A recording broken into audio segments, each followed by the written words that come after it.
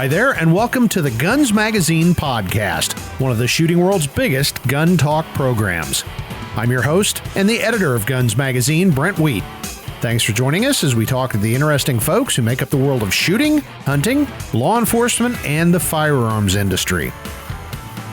Before we get started, let's hear a quick word from our sponsor, 4 Patriots. Let's face it, if you don't have electricity, you're living in the Stone Age. But with the Patriot Power Sidekick from 4 Patriots, you get a solar generator that doesn't need installation. It's quick, easy, and portable, on the go, or even inside. The Patriot Power Sidekick is small, about the size of a lunchbox, but it's powerful.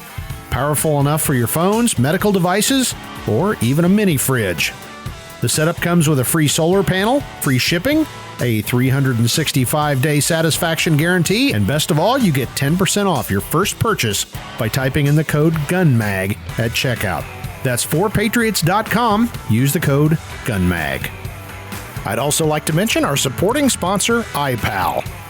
Here's a simple product for all iron sight shooters. Simply attach the static cleaning iPal peep sight to your prescription or safety eyewear on your dominant eye, and you get a focused sight picture. Plain and simple, this aperture resolves difficult vision issues. Go to iPal USA to get your kit today.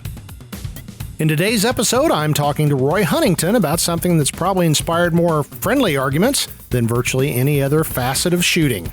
Accuracy, or more accurately, how much accuracy can you expect from your pistol?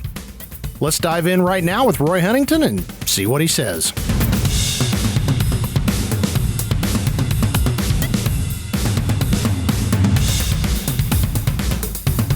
Good afternoon again, Roy. Good afternoon. It seems like we just did this. We do that a lot.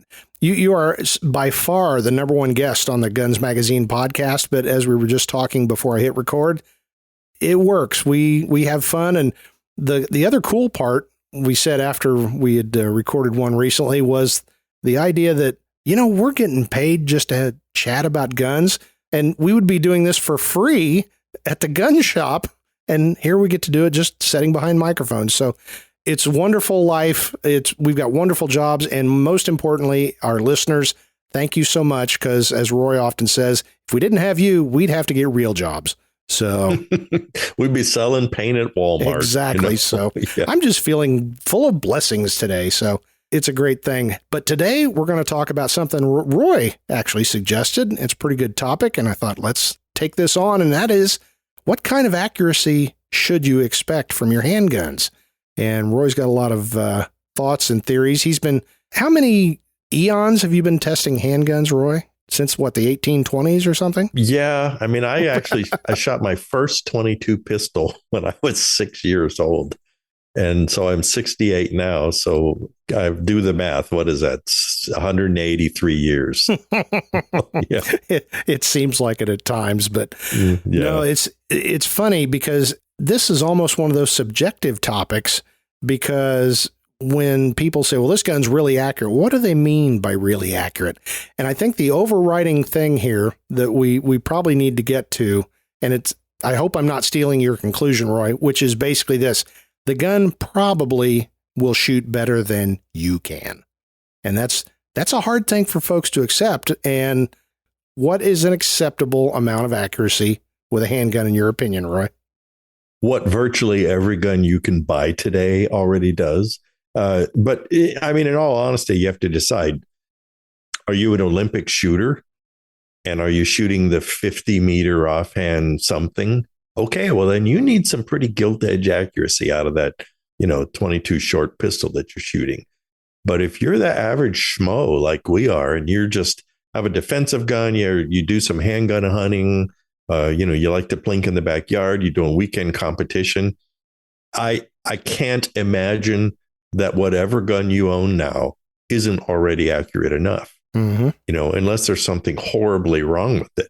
And where I wear my other hat as sort of the hobby gunsmith, I've talked to, hundreds of people over the last 40 years who've come to me and said, hey, my gun doesn't shoot. There's something really wrong with it. I think the sights are no good.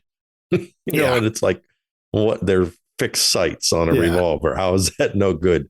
And so, if I like to look at the gun real quick and say, well, it looks all right. I mean, it wouldn't hurt to clean it now and again, but and we'll step outside, and I can't recall a single gun that I shot that didn't shoot well. I mean, it's perfectly adequate. Here's a 10-yard target. Look, we put all the shots on a teacup at 10 yards, and then they try it and they shoot all over the target. And so I think that's the culprit. I think any gun is adequately accurate today, but I think we shooters need to refocus on our trigger finger. It's us? We're the problem? No, that could not be. Well, that there's that old adage about if you point your your finger at somebody, if you look at your hand, there's 3 fingers pointing back at you. Yeah. Well, this really is the case. I mean, it really is. And I've certainly turned people around pretty fast. People come here and they say, oh, I can't, my gun's no good, it won't hit. And then a half hour later, they're actually shooting better than they've ever shot in their life. And they admit it. But I think a lot of that problem is, unlike, we were fortunate, we've had training our whole lives.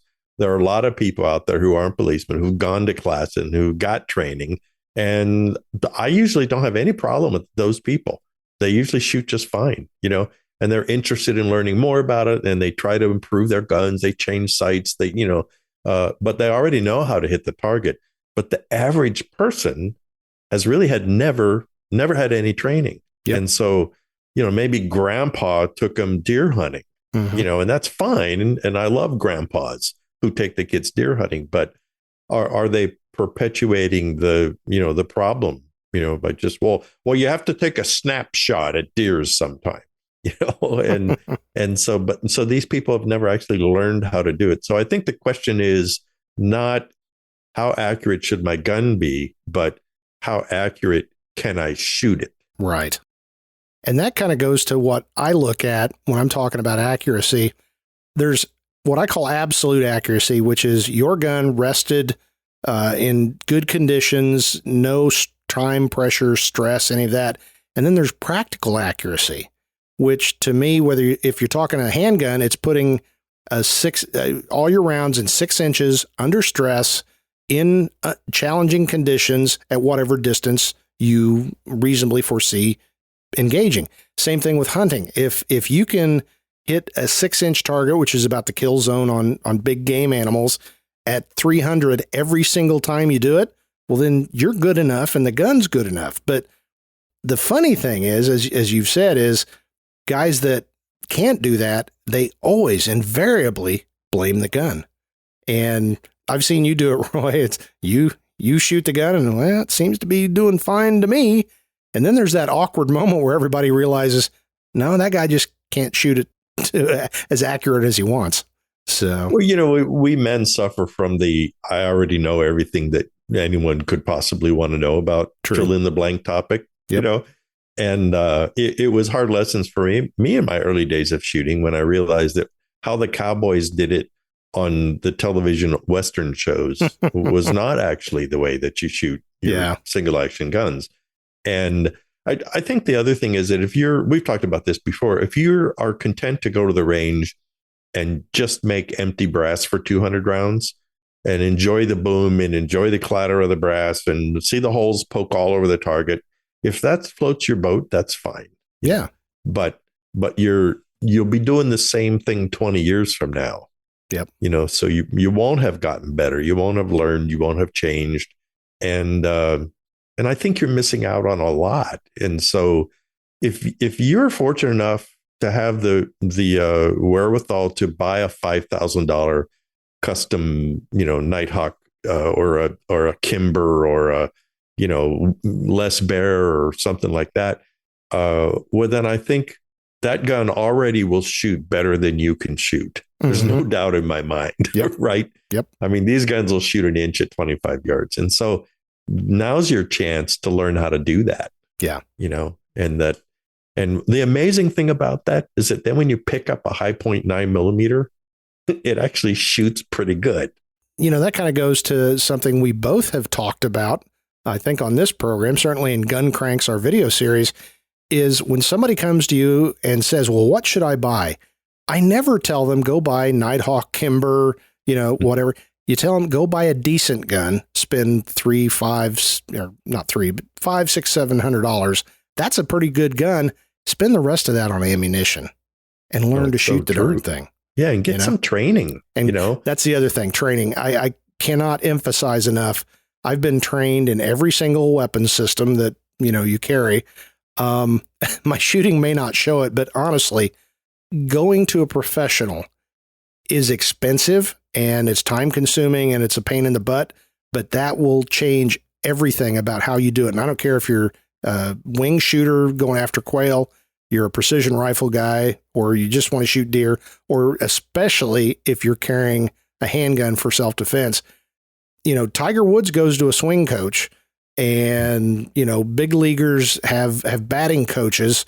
You don't just automatically do it. And again, going out to grandpa's farm and busting a bunch of caps is fun, but it's not training. And at least one time in your life, you need to save your lunch money and go have some professional instruction. And once you do that, you will realize I need more. I need to learn more about all of this. And then you multiply it times rifles and shotguns and, various disciplines. You will be amazed. You will go in eager to training. I'll learn a few things. You'll walk away going, wow, I just scratched the tip of the iceberg on this. Well, that's it, is you now suddenly know how much you don't know. Exactly. Whereas before you thought you knew it all. Yeah. But then you learn that you don't.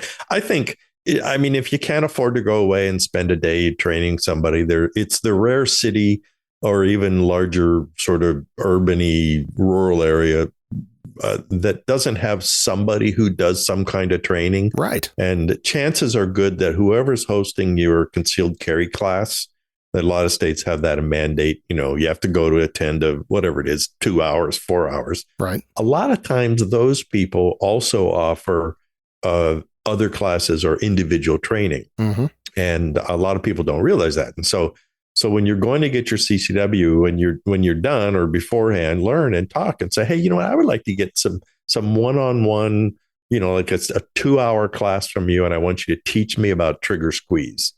And I think it'll be the rare guy who's probably not going to be able to accommodate you. And it's the cost of a few boxes of ammo, probably equivalent.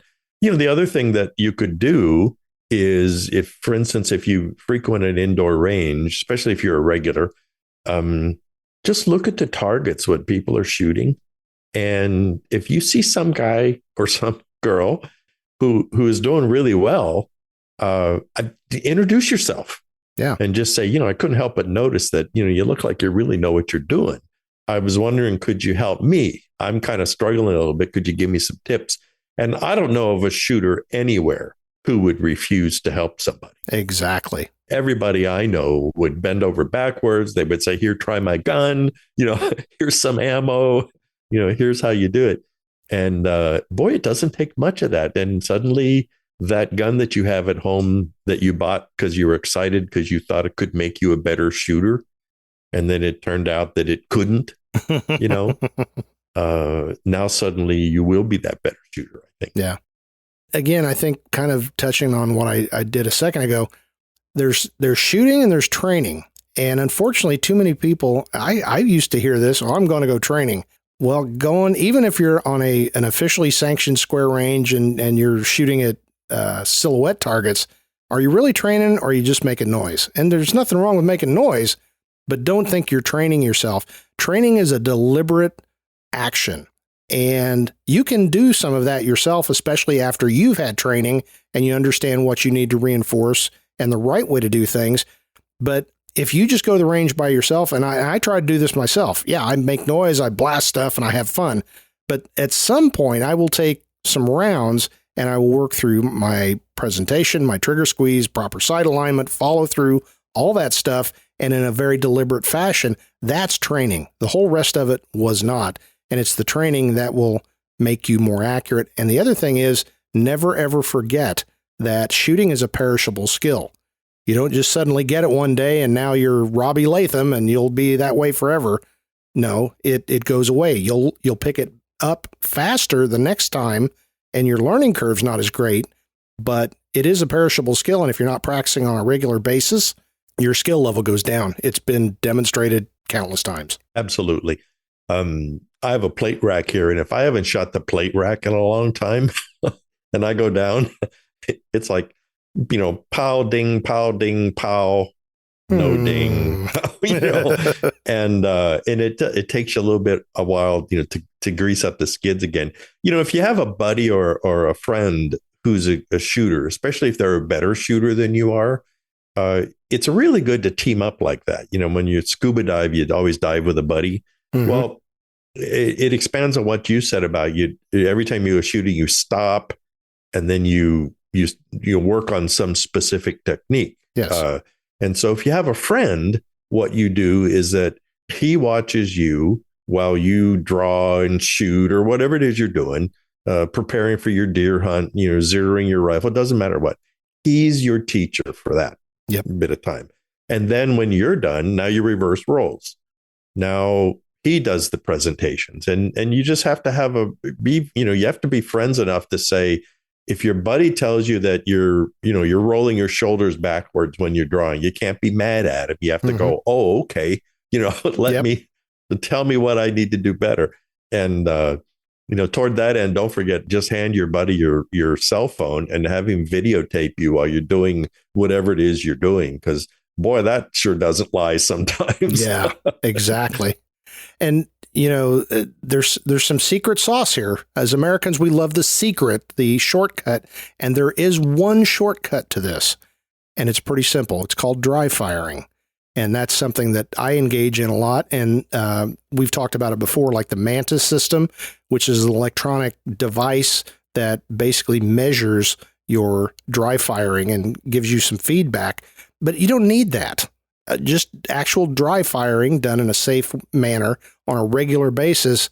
I'm telling you, that's probably, to me, that's the one thing I recommend. Don't even go burn ammo. Just practice your dry fire every day, 15, 20, 25 trigger pulls, and do it in a very focused manner and see how your gun is reacting, because it's pretty easy to figure out when the gun's not going bang. If you make a trigger squeeze and the front of your gun is dipping an inch, that's called a clue. So then you need to start working on, I need to make sure it doesn't do that or go sideways or even go up. So to me, the dry firing is really that secret sauce that you don't even have to go to the range for. Yeah, it's free. So just keep your brain on, no ADs are allowed. Yes, you certainly don't want that. No, but I think you're exactly right. It's practice dry firing. But again, you have to keep your thoughts on what you're doing. And so I tell that people here when I'm showing them how to do some shooting is they'll shoot the gun one time and you can tell that their thoughts were not on what they were doing. Yes. That they brought the gun up, pulled the trigger, and the bullet hit somewhere, east on the target. Yeah. And then I'll ask them, I'll say, what, did you see the shot? Did you feel the shot? Do you know what happened? Then they stare at you blankly and then go, no, I kind of wasn't really paying a lot of attention that time. Yep. So those are the brass makers next to you at the range that are ankle deep and, inexpensive 9mm brass that they bought. Yeah.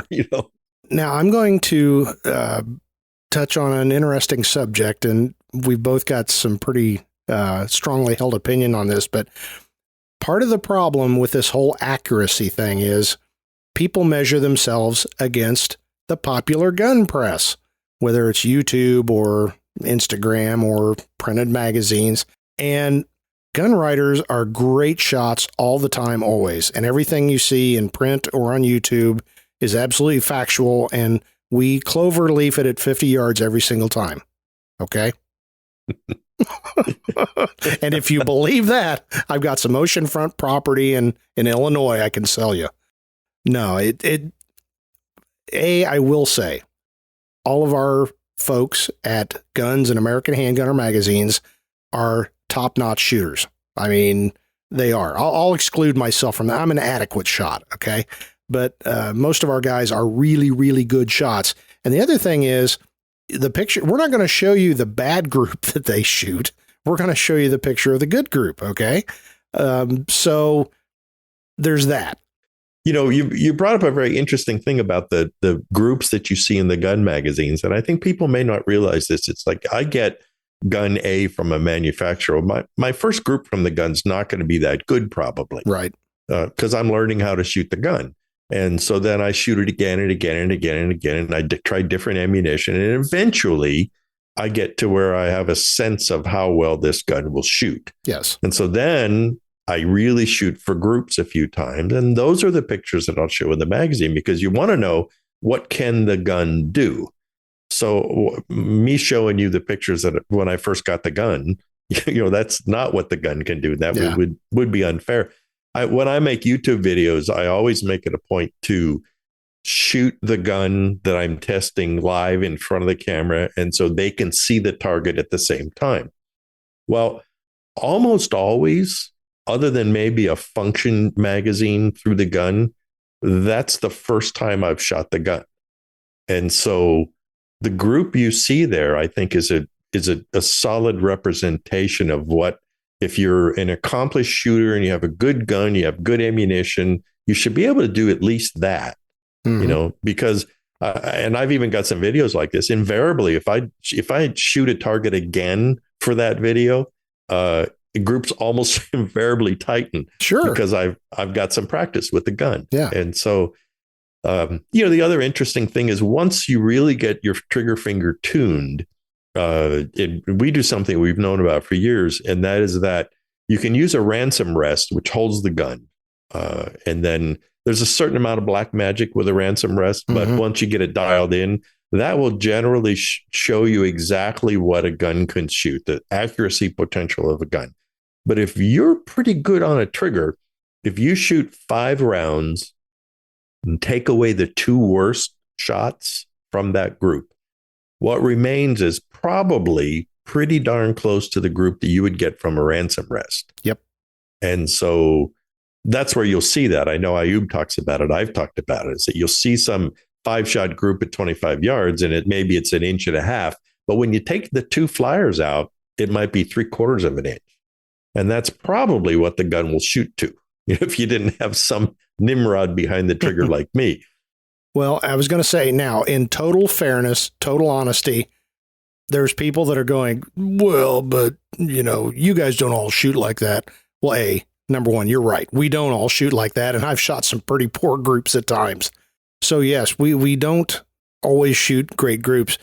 And there are a few people in the industry that I've seen the results and I've seen the story afterwards, and I don't remember things that way, but I'm proud to say absolutely none of those people will write for any magazine I'm associated with. So I'm acknowledging, yes, that does happen.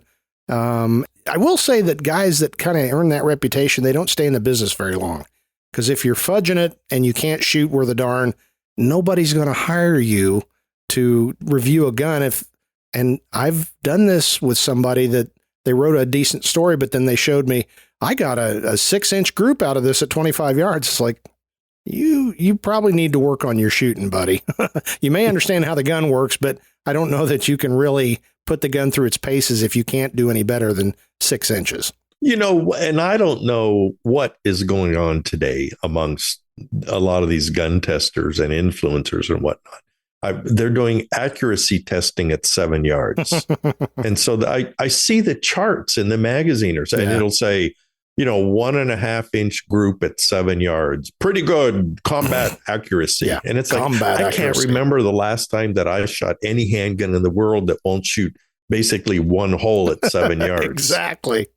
So if the best you're doing with this gun is at 1.5 inches, then there is really something wrong with this gun, or it's the trigger finger behind it. Yeah. And to me, defensive shooting kind of a gun, 10 to 15 yards, that's going to show me kind of how well you can hit. And it, of course, will do better closer in.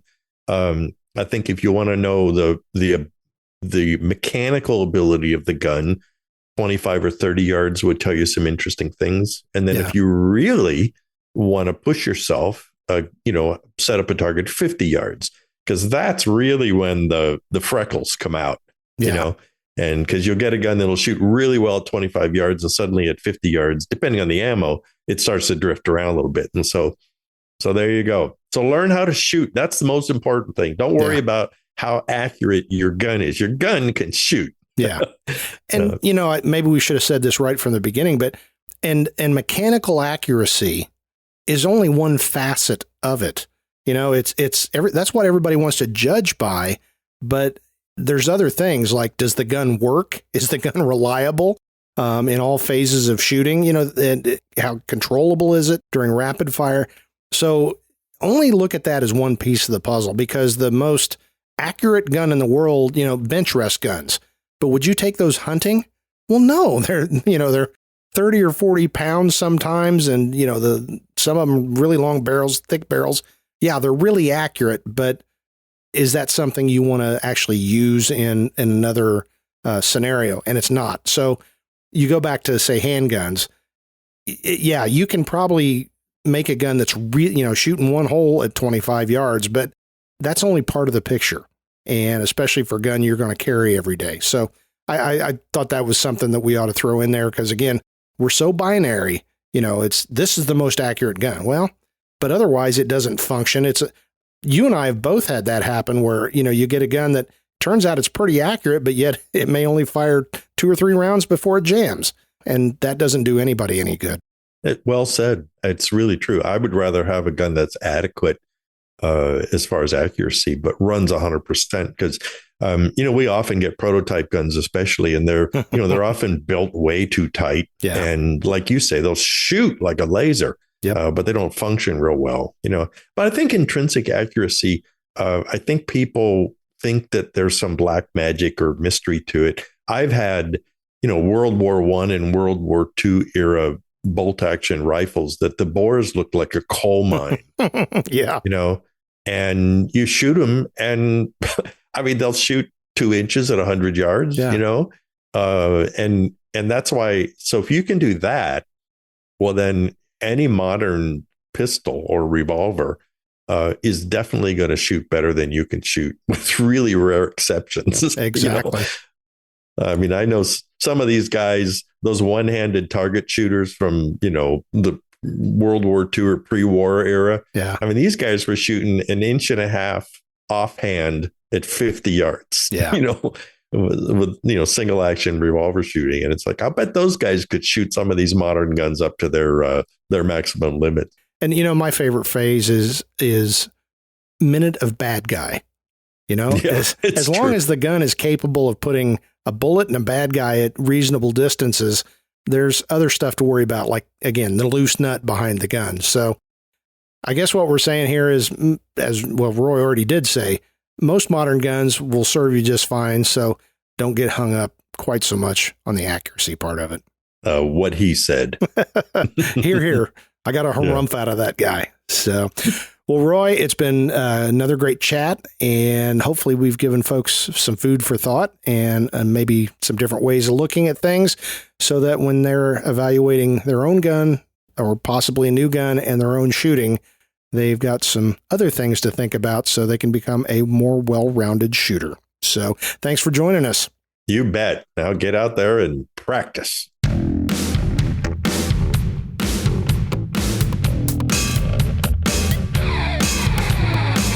Roy's always great for an honest opinion, and I hope he gave you some things to think about regarding real-world accuracy.